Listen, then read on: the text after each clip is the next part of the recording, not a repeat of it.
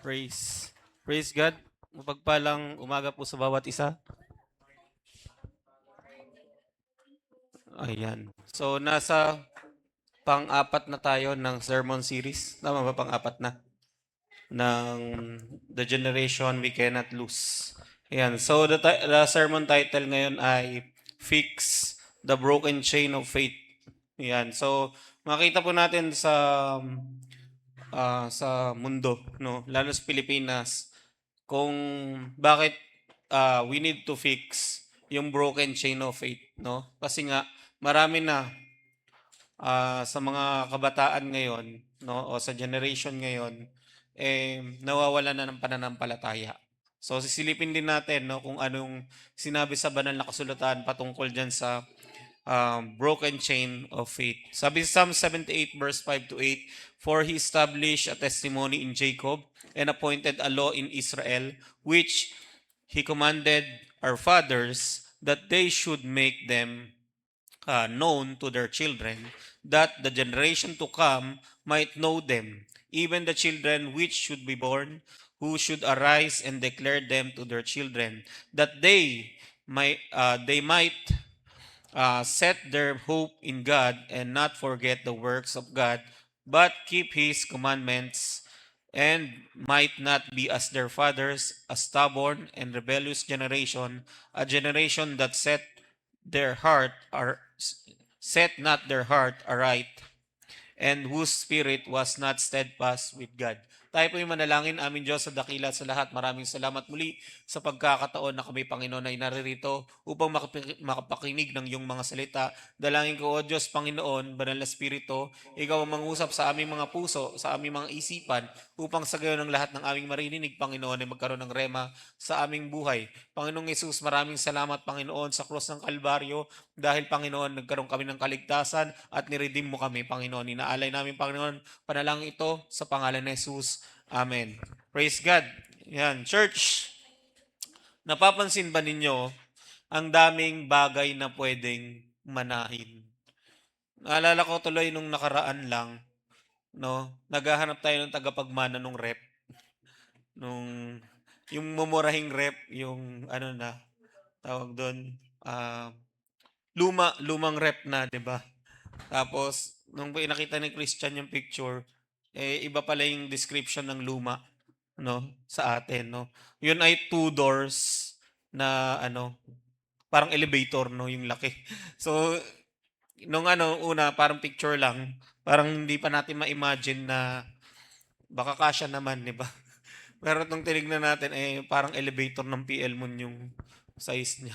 Sabi ko, imposible nga talagang may akyat dito yon, no? So, nakaharang din doon sa tapos marami nang nakapansin kasi nakabalandra lang doon no? Nakaharang lang. So, ayun, nag-decide tayo na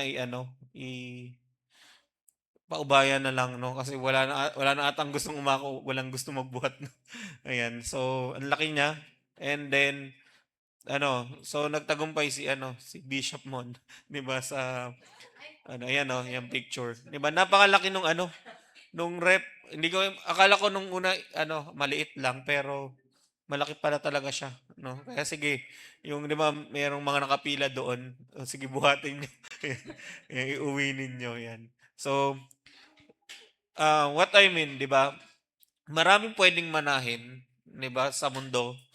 Pwedeng manahin mo yung bahay at lupa, 'di ba? Manahin mo yung kung ano-anong bagay na na-invest ng mga magulang or mga ninuno natin, no? Pero tandaan natin, no, kapag hindi natin namana yung salita ng Diyos, medyo mahihirapan tayo sa part na yon mamuhay bilang tao, no? So kung ikaw, meron kang namanang salita ng Diyos, dapat ibahagi mo ito sa lahat ng tao na pinagkatiwala sa iyo ng Panginoon. 'Di ba minsan yung kung sino dito mga mahilig magluto, minsan minana mo yung recipe ng isang putahe, 'di ba? Minana mula pa sa ninuno sa mga kalololahan, 'di ba? Kalolololohan, 'di ba?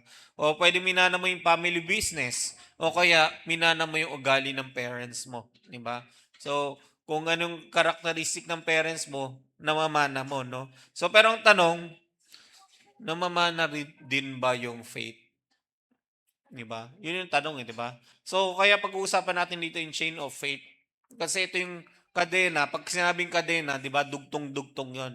Pero sometimes, yung chain na 'yon, pinuputol ng kaaway para hindi makarating sa mga susunod na generation, no? So, punta tayo ng slide 3, next slide.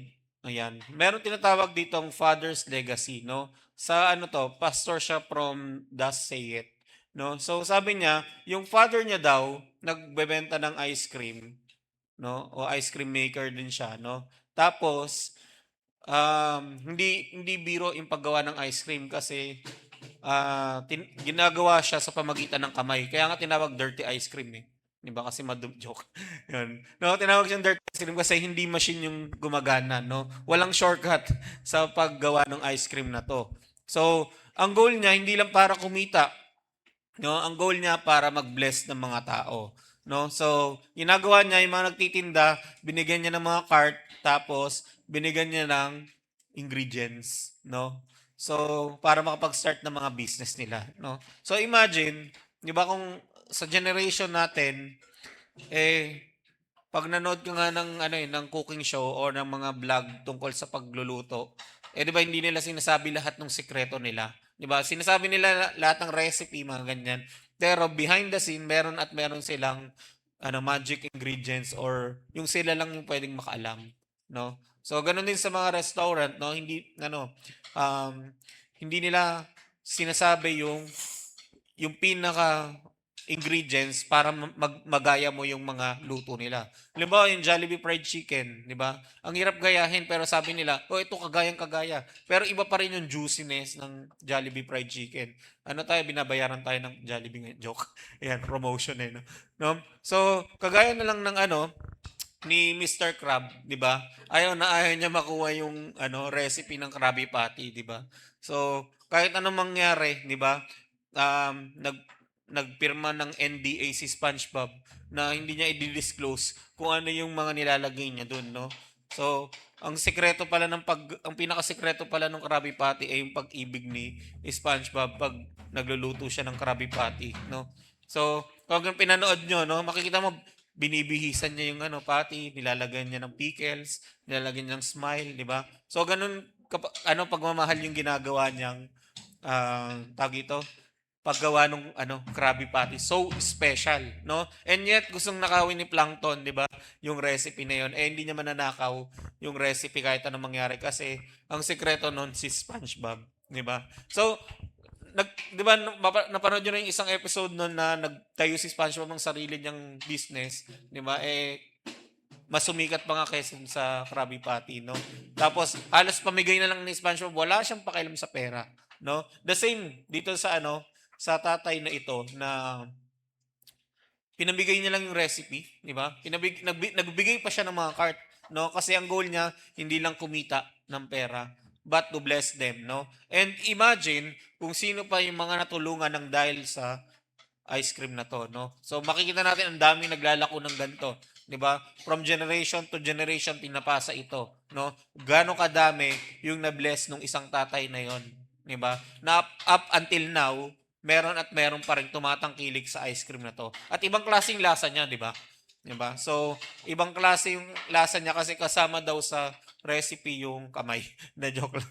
Ayan, no? Kasama daw talaga, no, yung ano, paggawa dun sa ice cream, merong pag-ibig, no? So, ganun din, no, pagpapasa natin, ang pananampalataya natin, dapat punong-puno ng pag-ibig, no? The recipe of faith, yung recipe, no, sabi daw, his recipe didn't just feed us, it provided for countless families like my father's recipe, no? The same way, no, yung faith natin, kung hindi natin maipapasa sa susunod na generation, magdi-disappear ito, no? So hopefully, gawin natin kagaya ng ice cream na to hanggang ngayon, makikita at makikita pa rin natin. At ang pinakamaganda doon, hindi lang natin nakikita, no? Kundi hinahabol-habol pa rin natin, no? Gayahin natin, no? Yung gantong ano, legacy na yung pananampalataya hinahabol na ng mga tao. Bakit? 'Di ba? Merong nakitang something merong kamangha-mangha at kahanga-hangang ginawa ng Panginoon doon sa krus ng Kalbaryo kung saan tayo nagkaroon ng kaligtasan, tayo ay tinubos mula sa ating pagkakasala. Ayan. So, merong study sa noong 2007 no na sinasabi yung mga kabataan daw na lumaki sa simbahan, hindi nila kayang i-explain yung Christianity, no? So lumaki sila sa simbahan and yet hindi nila kaya explain anong meron o anong sinasabi ng Word of God, no? So nalilito pa sila. Ito yung mga tinatawag na tamang Kristiyano lang. Sabihin nyo nga tamang Kristiyano lang, no? Marami ng ganyan ngayon, tamang Kristiyano lang at sa palagay nila, sa loob-loob nila merong tamang may Diyos lang, no?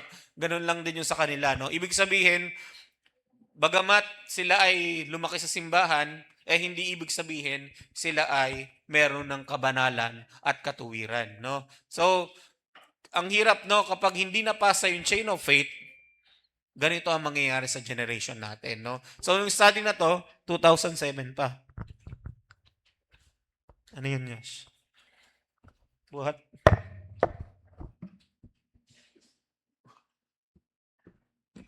Ayan, huwag mo papaluin niya siya.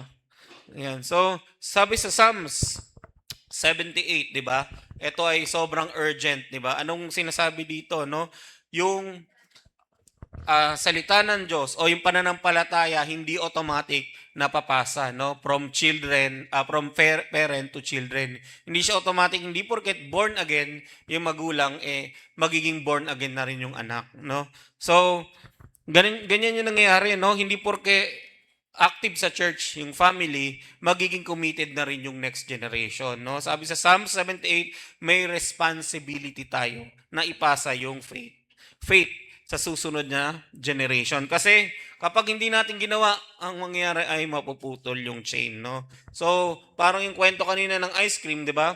Kung hindi niya pinasa sa mga sa mga tao, yung mga nag-vendors ng ice cream, hindi din nila baka wala na yung ice cream ngayon, no? Baka hindi na natin natikman yung recipe ng ice cream na yon, no? Hindi mababahagi yon sa mga pamilya, di ba? Hindi mabibiyaan yung mga tao dahil sa ice cream na yon, no? Kung makakita rin kayo ng istorya ng mga vendors ng ice cream na yon, grabe rin yung mga testimony nila nang dahil doon marami silang napagtapos, di ba, ng mga anak nila, no? So, ganun din, no, kapag yung faith, kapag tinago natin, hindi natin ito mapapasa at mamamatay ito sa atin, no? Mananatili lang sa atin at higit sa lahat, no, bukod sa mananatili lang sa atin, mamamatay din yung faith kasi hindi na natin maipapasa sa susunod na mga generation, no? So, kaya ang tanong, 'di ba? Paano natin aayusin ang broken chain of faith? Ayan. So, number one, no? Ang gagawin natin, it has to be taught. Pangalawa, it has to be shared. Pangatlo, it has to be lived. So, unang-una, we must teach God's word, no? So, sabi sa verse 5, 'di ba? Inutusan ng Diyos yung mga magulang na ipaalam sa susunod na generation o sa mga anak nila yung salita ng Diyos, no? So hindi sinabi ng Diyos na hayaan mo sila, matututo rin sila paglaki. 'Di ba? May mga ganong parenting, 'di ba? Hayaan mo sila, matututo din sila paglaki, 'di ba? No? Hindi rin sinabi na bahala ng Sunday school teacher o bahala ng Sunday school at sa youth ministry. Doon na sila lalago, no? Hindi sinabing ganoon. So sinabi ng Panginoon, 'di ba? Inutusan ng Panginoon na yung mga magulang turuan yung mga anak, no? Para maging committed din sa salita ng Diyos, no? So tayo, no, bilang mga naglilingkod sa Panginoon, tayo ang unang discipleship group ng ating mga anak, yung mga susunod na generation sa atin, no? Kasi nga kapag hindi natin sila tinuruan, the world indoctrinates yung mga kabataan, no? So sa next slide, no, ang problema natin ngayon, no, ay hindi pa, wait lang, ito pa muna. So sabi diyan, no, next slide nga. Ayan. So sabi sa Deuteronomy 6 verse 7, ito yung yung command ng Panginoon, sabi, thou shalt Hindi ko makibasa yan. Thou shalt teach them diligently. No? Yung word na diligently, shanan, di ba? Yung ibig sabihin ay, ano, yung command niyan ay to pierce, engrave, or drill deeply. It means to hammer God's truth so firmly, no? Ibig sabihin, 'di ba, pinako, 'di ba? Pinukpok, 'di ba, doon sa puso, no, para mangyari, it cannot be erased. So ganun dapat pag nagbabahagi tayo ng salita ng Diyos, gagamitin natin, no, yung utos talaga ng Diyos diligently, 'di ba? Teach diligently, no? So ayan, no, kasi kapag hindi natin sila tinuruan, ang mundo magtuturo sa kanila, i-indoctrinate ng mundo, dodoktrinahan ng mundo yung mga susunod na generation, no? Ang problema ngayon kasi, ang dami-daming nagtuturo sa kanila, no? So, pwede magturo sa kanila TikTok, di ba? Pwedeng YouTube, Netflix, games, social media, di ba? Ang dami-daming pwedeng magturo sa mga susunod na generation ngayon, no? Kaya kung hindi tayo magsasalita tungkol sa Diyos, siguradong may ibang magsasalita sa kanila tungkol sa mundo, no? So kaysa maunahan tayo, unahan na natin yung mundo, no? So tanda natin, discipleship is a daily duty, no? Hindi kailangan maging theologian, hindi kailangan maging pastor, no? Pwede kang mag-discipleship, no? Pwede kang mag-disciple habang kumakain, habang nasa biyahe, bago matulog, no? So pinag-uusapan dapat dito yung goodness ni Lord. Nagkukwento ka lang, di ba? Sa kapatid mo, sa magulang mo, di ba? Sa mga pamangkin mo, no? So, sa lahat ng nakakasalumuha at pinagkatiwala sa ng Panginoon, pag-uusapan nyo lang kung gaano kabuti si Lord sa buhay, no? Kasi merong stakes, no? Ano yung the stakes nito, no? Corruption, immorality, lawlessness, these are not only political problems. They are the fruit of generations who were not discipled in God's word. Kaya nga, di ba, binabanggit ko, minsan parang kasalanan din ng mga Christians kung bakit nagkakaganito, di ba, yung generation natin. Kasi nga, parang natutulog yung mga Christian. Ang bagal magbahagi ng salita ng Diyos. Di ba? Pero kung talagang sisipagin tayo, no? Imagine kung sa Pilipinas napakaraming Christians na nasa higher position, higher government position, di ba? Imagine kung sila, nag-iimbest na lang sila sa Word of God, nag-iimbest sila sa discipleship, sa evangelism, di ba? So, kung gano'n na lang ginagawa nila, hindi na sila mahihirapan, di ba? At hindi na tayo mahihirapan magbahagi ng salita ng Diyos at susundin talaga ng generation na to kung ano yung pinag-uutos ng Diyos. No? So, ikalawa, we must tell God's wonders. Ayan. So, hindi lang puro commandments ang dapat tinuturo natin sa mga next generation. Dapat ituro din natin kung paano kumikilos si Lord. No? Kung paano kumikilos si Lord sa buhay natin. No? I believe meron tayong kanya-kanyang storya. Di ba? May kanya-kanya tayong storya kung paano kumilos si Lord sa buhay natin wonderfully.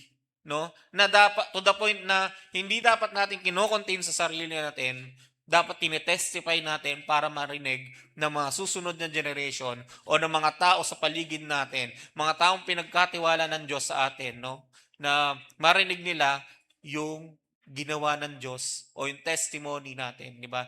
Pag testimony, tinetestify mo kung gaano kabuti si Lord sa buhay mo, sa buhay natin. Yan.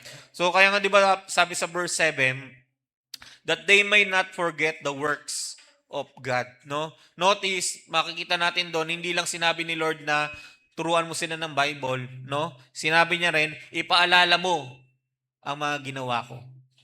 No? Alam niyo kung bakit? Kasi yung testimony, no? Yung testimony nagbibigay confidence sa susunod na generation.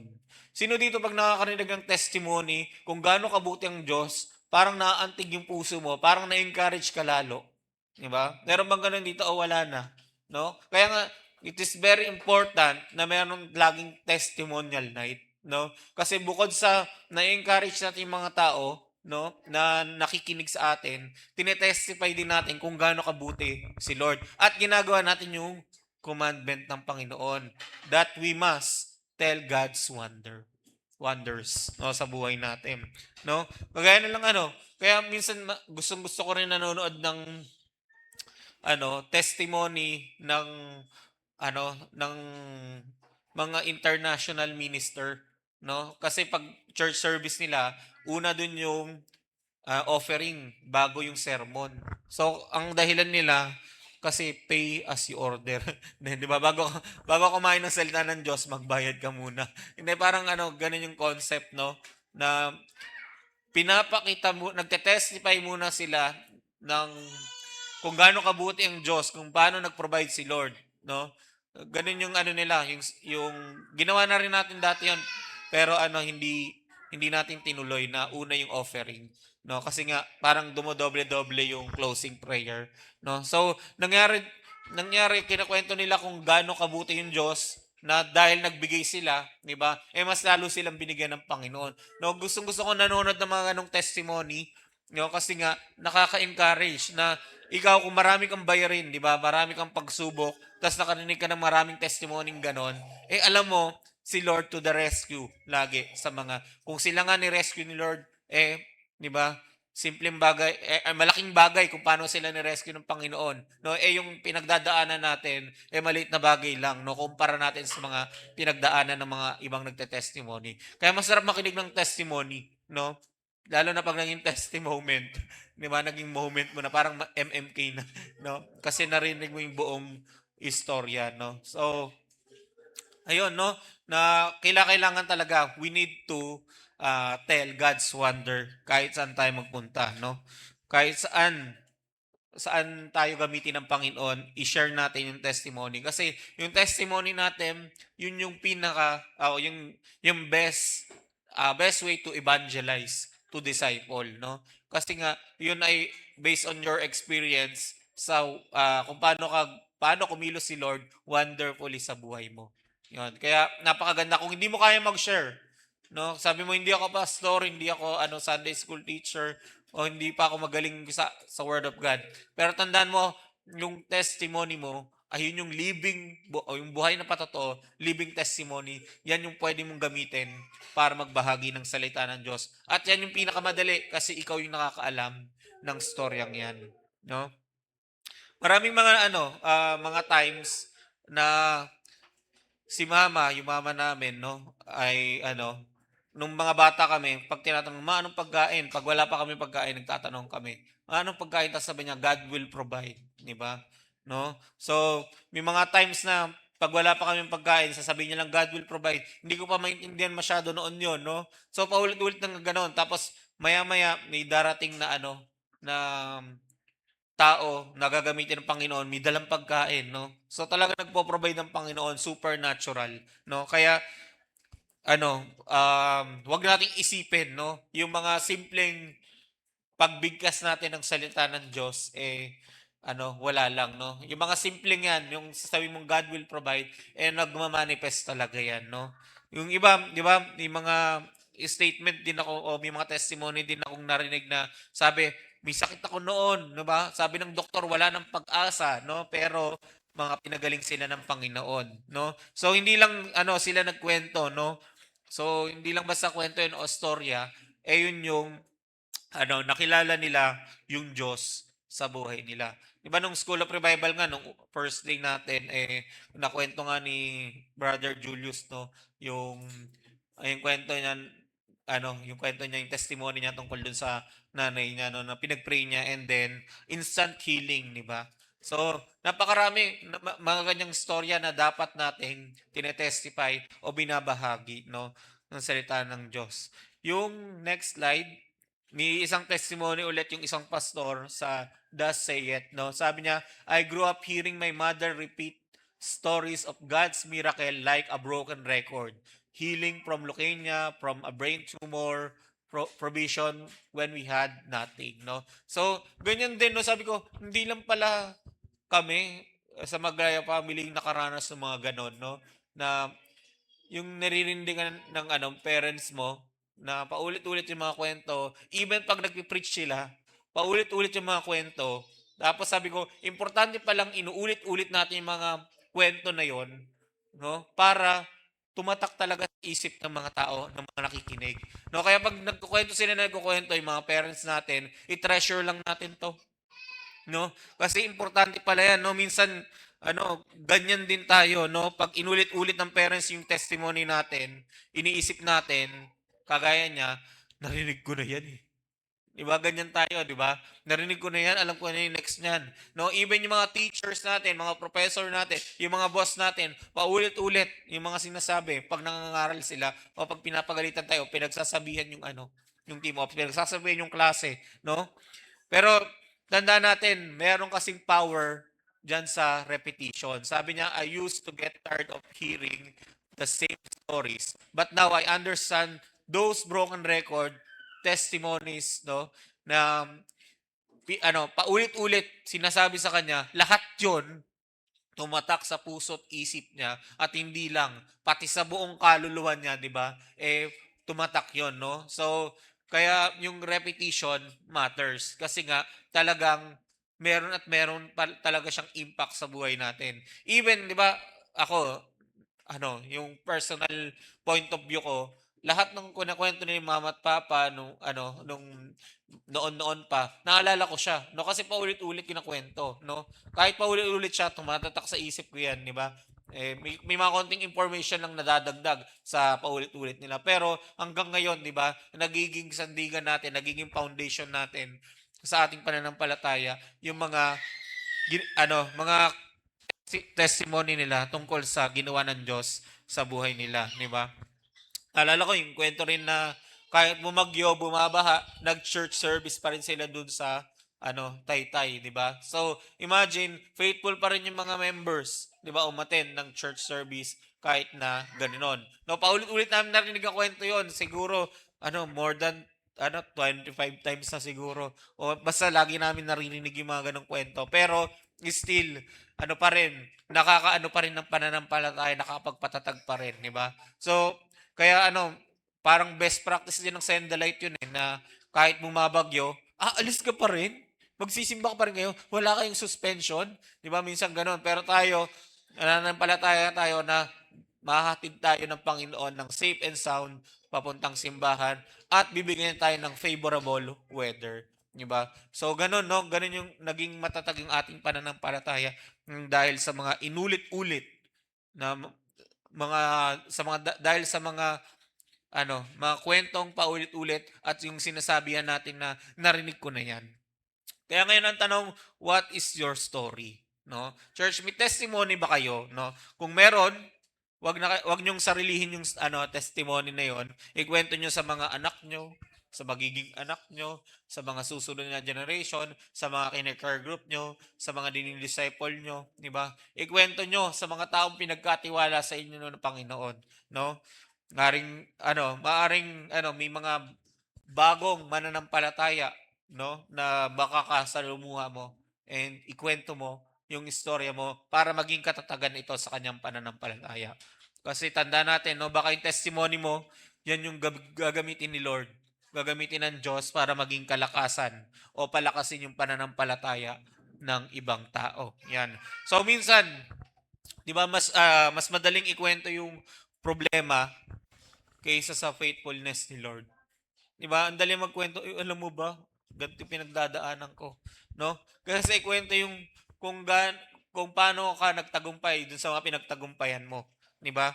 Alam mo, mas alam pa ng mga bata o yung mga anak yung stress ng magulang kaysa kung gaano kung gaano ka-faithful si Lord, 'di ba? So, eto kanya-kanyang point of view.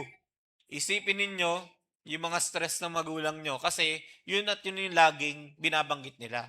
No, imagine kung babaguhin natin, 'di ba? Kung pupunuin natin ng Word of God yung tahanan natin, imagine kung gaano kaganda yung maririnig natin kahit na repeated stories pero faithfulness naman ni Lord yung naririnig natin, 'di ba? So, ugalian na natin sabihin na alam mo ba kung paano kami tinulungan ni Lord? 'Di ba? Alam mo ba kung paano siya nag-provide? Alam mo ba kung paano siya sumagot sa mga panalangin, 'di ba? So imagine, marami din tayo sa nakalipas na 2 taon, 'di ba? Um, ng Remain. Yan, nakalipas na 2 taon, ang daming testimony na to the point na sinasagad natin yung pananampalataya na parang hindi natin kaya, di ba? Pero si Lord, kaya niya, di ba?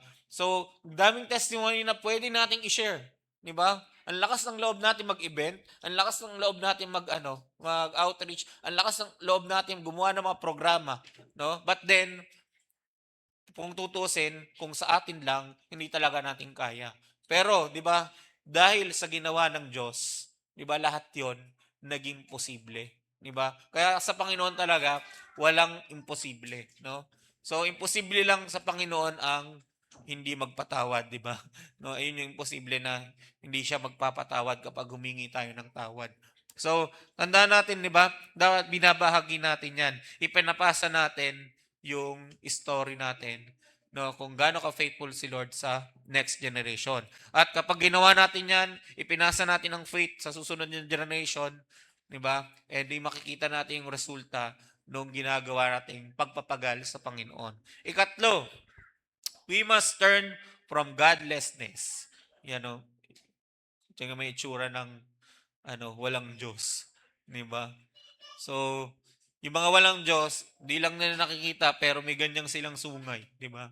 Ayan. So, sa merong warning, di ba, na binigay sa atin ng Panginoon, di ba? Sabi ng Psalm 78, huwag tayong maging katulad ng mga naunang generation na matigas yung ulo, di ba? At hindi naging tapat sa Diyos. No, kasi ito yung pinakamahirap, di ba? Di ba? Kasi hindi sapat yung magandang sermon, hindi sapat yung mga verse o Bible verse na pinopost natin sa Facebook. Hindi sapat na magsasabi ka ng love God. No? Kailangan makikita to sa ating buhay. Makikita sa buhay natin. No? Alam nyo, yung mga bata o yung mga susunod na generation sa atin, hindi lang yan nakikinig. No? Sila ay nag-o-observe. Diba? Kung anong ginagawa mo, ginagaya nila, no? And that's the problem, no? The problem of hypocrisy, no? Bakit? Kapag sinabi natin mag-pray ka, tapos hindi naman niya nakikitang nagpe-pray ka, o hindi nakikita ng next generation nagpe-pray ka, di ba? Gagayahin niya ba 'yon? Magbasa kang Bible, tapos hindi naman nakikita nagbabasa kang Bible, di ba? So, hindi natin pinapamuhay yung pinipreach natin o yung sinasabi natin. Kapag sinabi magtiwala, di ba? Magtiwala kay Lord. Pero konting problema lang, nagpapanik ka. Di ba? So, kailangan makita nila. No? Kasi lahat ng ginagawa natin, di ba? Dapat hindi nagko-contradict doon sa sinasabi natin, no? So, dapat malinaw na malinaw. Kapag sinabi natin, di ba, mamuhay ng banal, di ba? Pero kung yung buhay natin sa labas ng church, hindi totoong namumuhay ka ng banal, hindi natin maloloko yung susunod na generation. No, tandaan natin yung example speaks loudest, no? Bakit? Bakit yung ginagawa nating example, ayan yung mas nagsasalita kaysa sa mga sinasabi ng bibig natin, no? So, may kwento tungkol sa isang church member na mahilig siya mag-share ng gospel, no? Tapos, marami siyang naakay o nadala kay Jesus, pero hindi niya tuluyang maiwan yung bisyo niya, no? Yung bisyo niya, yung pag-iinom, no?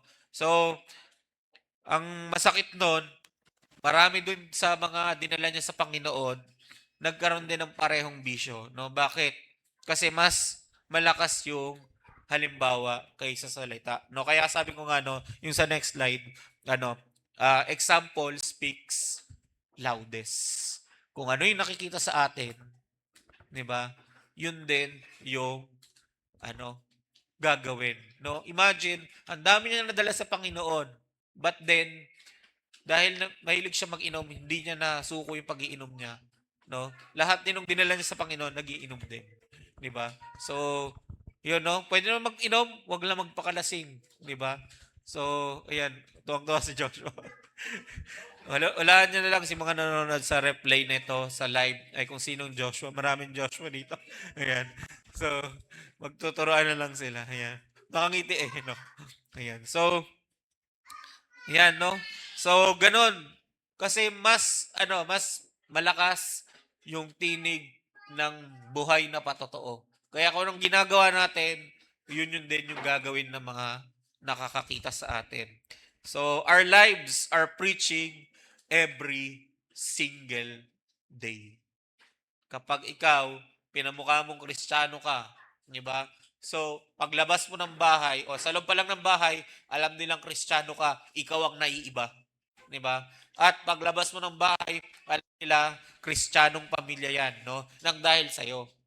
No? Alam ng buong community, ay mga Christian yan, mga born again yan. No? Nagiging untouchable ka nga eh, dahil alam nilang Kristiyano ka, naging untouchable yung pamilya. Di ba? So, paglabas mo, may nag-uusapan ka doon. Kaya, yung buhay natin, kapag nakipag-away ka, no, yan yung buhay na patotoo. Yan yung nangangaral sa lahat ng mga tao. Kaya kung nakipag-away ka, masisira yung testimony. No? Kapag kung anong gawin mo, nakatingin lahat ng mata sa'yo. 'Di ba? Kahit wala tayong dalang microphone, kahit wala tayong dalang pulpito, no? May sermon na pinapanood yung pamilya natin. At tayo yung preacher. May sermon na pinapanood yung mga kapitbahay natin o lahat ng taong nakapalibot sa atin, no? May sermon silang pinapanood at tayo yung preacher. Kaya kung kung gusto natin maging matatag yung faith ng next generation, hindi lang dapat tayo nagtuturo. Hindi lang dapat tayo nagkukwento. Dapat nakikita nila yung totoong Jesus. Totoong Jesus sa buhay natin. Yan. So, balikan natin ang tanong. Di ba? Ang tanong, paano natin naayusin ang broken chain of faith? So, tatlong bagay lang. Una, ano sabi? Teach God's Word. Ikalawa, tell God's wonders. Ikatlo, turn from godlessness. Yan. So, yan. Tandaan natin, turuan natin sila ng salita ng Diyos. Pangalawa, ikwento natin ang ginawa ng Diyos. Pangatlo, mamuhay tayong tapat at lumayo sa kasalanan. So, church, isipin natin, maaring hindi na tayo maalala ng susunod na generation dahil sa ginawa nating trabaho. 'Di ba? So, yung achievement mo sa trabaho mo, yung achievement mo sa school, yung achievement mo bilang anak, 'di ba? So maaaring hindi na maalala yan ng mga next generation, no? Hindi tayo maalala dahil sa achievement, hindi tayo maalala dahil sa pera, kayamanan natin, no? Pero sana maalala tayo ng next generation dahil isa tayo sa nagturo sa kanila ng tungkol sa Diyos. Di ba? So yung mga batang tinuruan natin, yung mga kapitbahay natin, yung mga ina-outreach natin, dapat maalala nila tayo dahil nagturo tayo ng salita ng Diyos.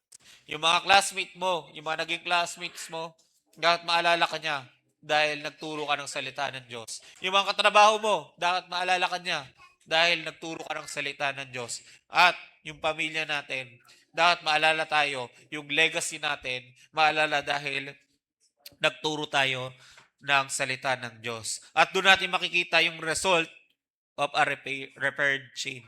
Anong sabi? If we do this, they inherit a living, vibrant faith. They know that God is not an idea, kasi yung iba parang idea lang si Lord, yung tamang may Diyos lang. Not a tradition, but a present and powerful reality. No? So, ganyan dapat yung mangyari pag naging kaisa tayo sa pag-fix ng broken chain. No? Kaya ang challenge ngayong araw, di ba? The recipe of faith, di ba? Sabi diyan, a perishable legacy. My father's ice cream recipe didn't last in our family, but the legacy of blessing he passed to others that remains. No? So, ang tanong diyan, how much more important is the recipe of faith if we don't pass it on, it dies with us. So, napaka-importante na kagaya nung ice cream na yan, di ba? Yung pananampalataya natin, maibahagi natin sa mga susunod na generation. So, ang challenge ngayong araw, ikaw ba ang magiging dahilan kung bakit mapuputol ang chain? O ikaw ang magiging link na ng nagpapasa ng faith sa susunod na generation. Kaya mga kapatid, maging ah, maging generation tayo na hindi tayo puputol ng chain, kundi nag-aayos ng chain, nagfi-fix ng chain, 'di ba? Para sa mga susunod na generation na makakakilala at magtitiwala sa Panginoon, no? Magkakaroon ng pananampalataya, mananatiling tapat sa Panginoon, 'di ba? Hanggang bumalik ang Panginoon. Tapat hanggang wakas, no? Kaya ang bawat isa sa atin, 'di ba? Maging generation tayo na hindi magbe-break ng chain, but the generation that will help to fix the broken chain of faith. Yan. So, ang pangalan na to ay spiritual and can only be understood and fully enjoyed by God's children. Kung nais mong pagpalain sa pangalan na to, dapat mo munang ialay yung buhay sa Panginoong Kristo. At upang lubusang makinabang sa pangalan na to, kailangan mong unang tanggapin si Kristo bilang iyong Panginoon at sariling tagapagligtas sa pamagitan ng panalangin ito. Lord Jesus, I come before you today with a broken and contrite heart full of repentance. Please forgive me for all my sins. Today I surrender my life to you. I believe that Jesus is Lord, and I confess it with my mouth. Jesus, come into my life, into my heart, and save my soul from eternal destruction. In Jesus' name, amen.